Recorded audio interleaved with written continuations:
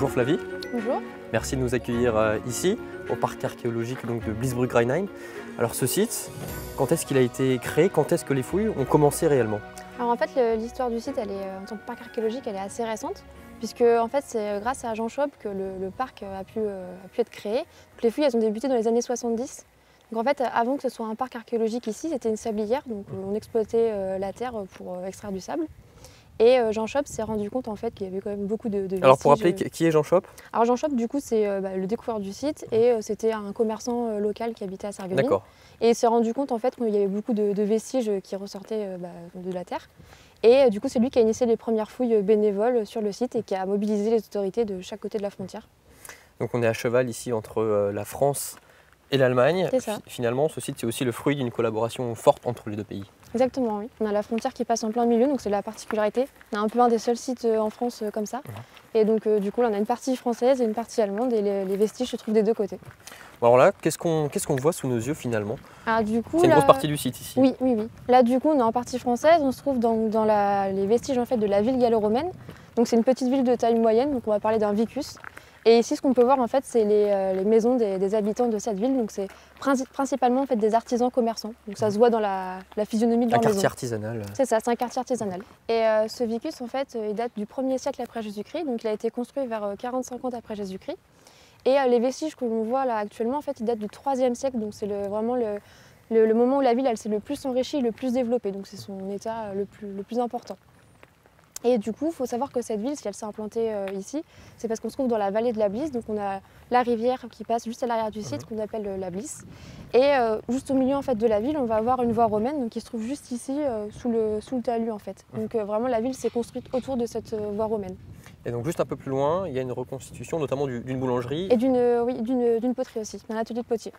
Et donc ça, vous vous en servez pour montrer comment ça se passait concrètement à l'époque. On a régulièrement des animations, même des ateliers, par exemple avec les scolaires, où on peut mettre en fonctionnement les fours et le moulin pour que les enfants s'initient un petit peu aux pratiques du boulanger-meunier à l'époque gallo-romaine.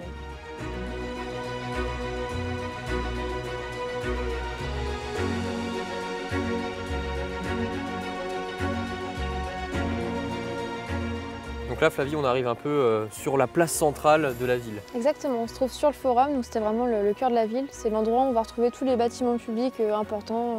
C'est vraiment l'endroit où on va être quotidiennement en fait.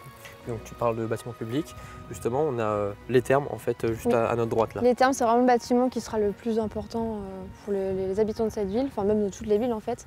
Et donc du coup ça va être des thermes publics, donc c'est un endroit où on va venir régulièrement.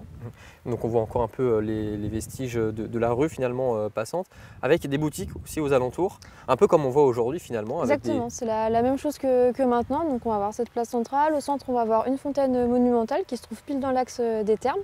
Et du coup, pour encadrer le bâtiment des thermes, on va retrouver de chaque côté des ailes avec des petites boutiques dédiées à l'alimentation. Donc ça va être en fait de la restauration rapide. Donc du coup, on va venir acheter à manger et on va prendre à emporter et manger sur la place avec ses amis. Donc on n'a rien inventé, on reprend tout des gallo-romains.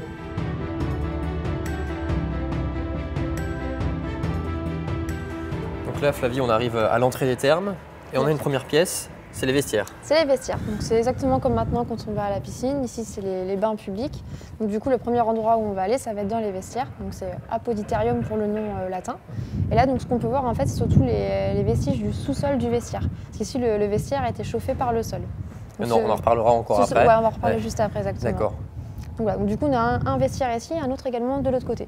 Donc c'est vraiment l'espace où on va venir en fait se déshabiller parce que à l'époque gallo-romaine, on ne met pas forcément de maillot de bain, on n'a pas de problème avec la nudité, donc on va laisser ses vêtements ici à l'intérieur pour pouvoir après aller dans les espaces des thermes. Alors on a une idée du nombre de personnes finalement qui pouvaient venir aux thermes. Il y avait une jauge à l'époque déjà ou pas Alors du en tout fait, c'est proportionnel au nombre d'habitants de la ville. Donc ici, c'est une ville où on a 2000 à 3000 personnes qui habitaient ici.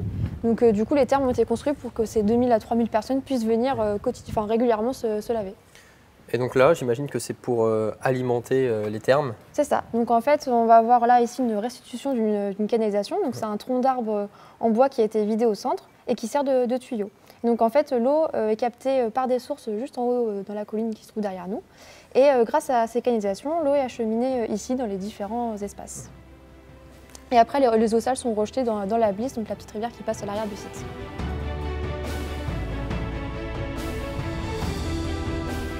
Du coup, ici, on va avoir un chauffage au sol, donc un hypocauste, un petit peu comme on a vu tout à l'heure dans les maisons dans le quartier.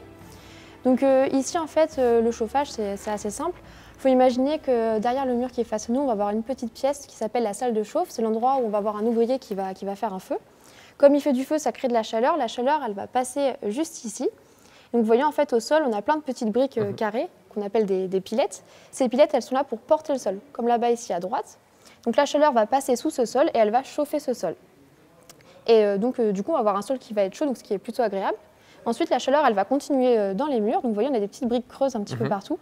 Ça forme des tubes. Donc l'air passe dans ces tubes, donc on appelle ça des tubulures. Et donc on va avoir également le mur qui va être chauffé. Donc on a un sol chaud et des murs chauds. Et donc l'ouvrier doit rester en permanence dans cette salle de chauffe? On a des ouvriers qui sont mobilisés régulièrement du coup, pour travailler dans ces salles de chauffe. On va avoir plusieurs salles de chauffe à l'intérieur des thermes pour chauffer les différents espaces. Enfin, on peut voir juste ici. Là, une petite coupe des thermes. Donc il faut imaginer qu'on a pris le bâtiment des thermes, qu'on l'a coupé en deux. Et donc on va avoir, je vais vous montrer juste ici, une première salle de chauffe. Donc on a un ouvrier qui prépare son feu ici. La chaleur, elle passe dessous. Donc on va avoir ce premier espace qui est le caldarium. Le caldarium, c'est la salle chaude. Donc du coup, il fait entre 40 et 50 degrés dans cette salle. Et du coup, on va pouvoir également se baigner à l'intérieur. Donc vraiment, c'est un bassin qui est très chaud. On va avoir également à côté une autre pièce chauffée qu'on appelle le tépidarium. C'est la salle tiède. La salle tiède, il fait entre 20 et 30 degrés. Donc c'est une salle où on n'a pas de bassin. On va pouvoir se faire des massages, s'enduire d'huile, se détendre. Et après, on va avoir un autre espace qui est le frigidarium. C'est la salle froide, enfin non chauffée. Du coup, la température ambiante, donc il fait entre 0 et 20 degrés. Et là-dedans, on aura un bassin en fait, qui lui aussi a température ambiante. Et tout au bout, on voit on a encore une autre salle de chauffe qui, elle, chauffe les vestiaires, ce qu'on a vu tout à l'heure, qu'ils étaient chauffés. Donc là, tu nous as montré concrètement comment c'était à l'époque. Et les vestiges, ils sont en contrebas, il y a des balcons pour pouvoir les voir. Exactement. Donc juste ici, on va avoir un balcon qui donne la vue du coup sur le frigidarium, donc l'espace qui est non chauffé. Ici, on verra du coup l'espace du tépidarium, donc la salle tiède. Et juste à côté, on aura le caldarium, donc la salle chaude. Et donc les thermes, finalement, à l'époque gallo-romaine, c'était un peu the place to be, l'endroit où il fallait être, l'endroit où tout le monde se rassemblait. C'est ça, en fait, à l'époque gallo-romaine, on ne trouvera pas de salle de bain dans les maisons. Donc pour que les gens puissent venir se laver et faire leur toilette, ça va vraiment être les thermes publics qui va être le bâtiment dédié à ça. Donc c'est l'endroit où toute la population de la ville va venir se laver. C'est aussi un endroit en fait, de rencontre, donc c'est l'endroit où on va venir se réunir, discuter entre amis, parler affaires et autres. Et c'est aussi un endroit en fait, où on va venir se détendre, donc se détendre le corps et l'esprit.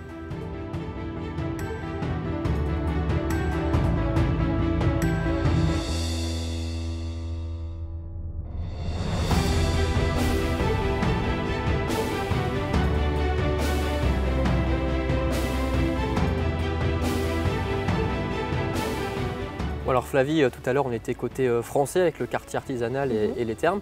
Là, nous voilà côté allemand, devant la tombe de la princesse, c'est bien ça? C'est ça, on est devant la tombe de la princesse de Rheinheim. Donc en fait, juste ici, on se trouve sur un pôle princier de l'âge du fer.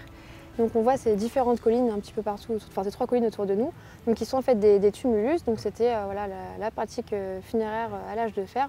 Du coup, ici, on va voir la tombe de la princesse de Rheinheim, qui se trouve juste dessous en fait. Donc là, il s'agit d'une reconstitution puisque, à l'origine, elle se trouvait un petit peu plus loin sous un étang.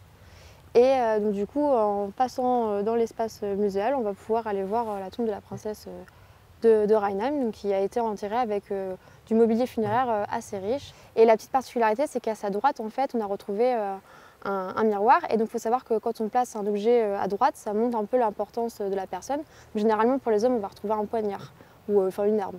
Là, du coup, comme c'est un miroir, ça nous indique vraiment que c'était une femme. Et surtout, ça montre, peut-être qu'elle avait des pratiques divinatoires, ou en tout cas un lien supposé avec les dieux. Ouais, juste derrière, dans un autre style, c'est une villa de l'époque gallo-romaine. Exactement, là on va avoir du coup une villa. Donc la villa à l'époque gallo-romaine, ça va être un domaine agricole. Donc, on va retrouver une partie agricole et une partie résidentielle où le propriétaire pourra vivre et inviter ses amis.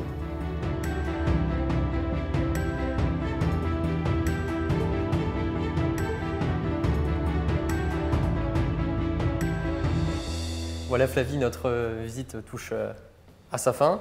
On termine avec une exposition temporaire. Qu'est-ce qu'elle représente? Alors effectivement, cette année, c'est la petite nouveauté. On a agrandi le parcours permanent par ce petit espace du coup dédié aux thermes. Donc c'est vraiment des vitrines où on va retrouver des objets qui sont en lien avec la toilette et les cosmétiques à l'époque gallo-romaine. Donc en fait, ce qui était au début à l'initiative de cette exposition, c'est l'acquisition de ce balsamère, donc ce flacon en verre, qui provient de la collection Bigot, qu'on a acquis cet hiver. Et donc du coup, pour le mettre en valeur, on a décidé de faire une petite exposition sur les objets qu'on peut retrouver dans les thermes. Et donc elle est à découvrir jusqu'à quand cette exposition? Alors cette exposition, on peut la découvrir jusqu'au 31 octobre de cette année. Alors il se passe plein de choses ici au parc archéologique. Alors il y a des événements forts dans l'année, mais sinon il y a des activités tout au long des mois finalement. Effectivement, on va avoir des manifestations un peu tout au long de l'année et surtout on va proposer aux familles des ateliers famille pendant les vacances scolaires. Donc ça sera pour les parents, les grands-parents, pour qu'ils puissent passer un petit moment avec leurs enfants, petits-enfants. Donc toutes les semaines, par exemple cet été, tous les mercredis, on a un atelier. Donc ça peut être autour de la boulangerie, de la fresque, de la poterie, pour un peu s'initier aux techniques artisanales de l'époque gallo-romaine.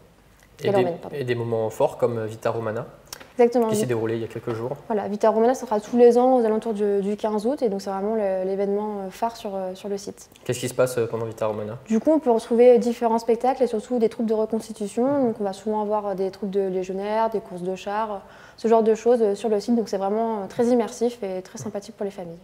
Bah, très bien, merci beaucoup Flavie de nous avoir accueillis ici au parc archéologie de Bliesbruck-Rhein. Merci à vous. Et puis nous, on se retrouve demain pour découvrir un nouveau site passionnément Moselle. D'ici là, portez-vous bien, à demain.